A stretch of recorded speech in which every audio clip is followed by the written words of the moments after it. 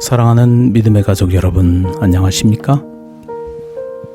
고린도후서 5장 17절 말씀입니다. 그런즉 누구든지 그리스도 안에 있으면 새로운 피조물이라. 이전 것은 지나갔으니 보라 새 것이 되었도다.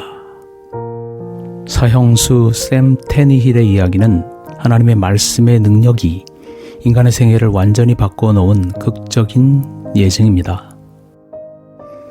샘의 어린 시절, 부모는 그가 5살 때 이혼했고 수십 번 사는 집을 바꿨으며 샘에게는 방황과 결핍의 감정만 남겼습니다. 10살 때 샘은 가게 물건을 훔치고 재산을 노리는 등 작은 범죄에 손을 대기 시작해서 급기야는 중범에 이르렀습니다. 급기야 샘은 문서 위조죄로 감옥행을 선고받았습니다. 5년을 복역하고 풀려난 후 2주일이 채 지나지 않아서 작은 식당을 털었습니다. 일하는 아가씨를 강제로 납치하고 도시를 질주해 빠져나갔습니다. 처참하게 찢긴 그녀의 시신이 다음날 발견되었습니다. 당시 샘은 체포되어 사형형을 언도받았습니다. 그가 감옥에 있을 동안에 여러 그리스도인들이 방문했습니다. 한 사람이 9살 배기 자기 아들에게서 선물로 받은 성경을 내밀었습니다. 그 교인이 샘에게 말했습니다. 조건 하나만 들어준다면 이걸 가져도 좋다고. 내 아들이 말하는데 반드시 읽어야 한다는 거요. 처음에 샘은 별로 성경에 관심이 없었으나 결국 지루함을 달래기 위해 성경을 폈습니다. 이내 성경에 빨려들기 시작했습니다. 하나님의 말씀 자체가 그의 영적 여정의 길을 밝혔습니다. 그래서 저는 마태복음을 시작으로 신약 성경이라고 하는 책 전체를 읽었습니다. 저는 살인자입니다만 율법과 거리가 먼 사람들도 성경에 나오는 것을 읽었습니다. 그 다음에 전 혼란스러웠습니다.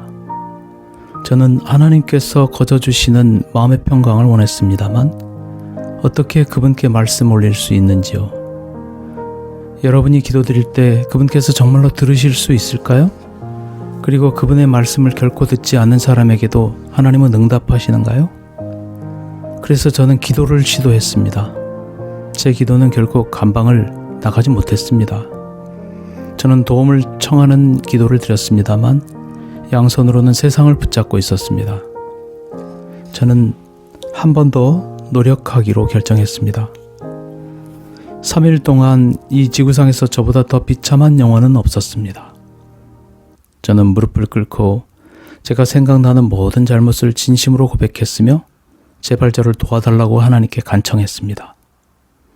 저를 가엾이 여겨 저의 어떠한 죄라도 잊어버렸으면 하고 그분께 아뢰었고 거기에 목록을 추가했습니다. 왜냐하면 그것들로 저는 너무도 죄책감에 시달렸으니까요. 여러분께 말씀드리는 저는 제 생애에 이런 놀라운 느낌을 가져본 적이 없었습니다. 저는 그 느낌을 온 세상에 외치고 싶었습니다. 저는 제 마음속에 사랑을 진정 불러들이시는 하나님의 성령을 경험했습니다. 저는 사형수 감방에 있지만 전에 거리를 활보하던 때보다 훨씬 자유롭습니다. 죽음이 무엇이건 간에 두렵지 않습니다. 제게 죽음이란 예수님께 한 발짝 더 가까워지는 것입니다. 제가 정말이지 말씀드리고 싶은 것은 예수 그리스도의 피가 눈처럼 희게 씻어버리지 못하는 너무 검은 죄란 결단코 없다는 것입니다. 샘의 고백입니다. 그리스도는 가망성이 없는 죄인인 인간을 여전히 받아주십니다. 그분은 내게 오는 자는 내가 결코 내어 쫓지 아니하리라고 요한복음 6장 37절에 여전히 우리에게 확증하여 말씀하고 계십니다. 오늘 우리가 그분께 이미 헌신했다면 그분께 다시 한번 헌신해야 합니다.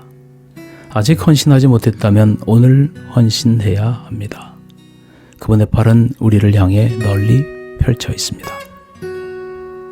그리스도 안에서 새로 나는 삶을 결단하고 경험하길 소망합니다. 감사합니다. 행복한 하루 되세요.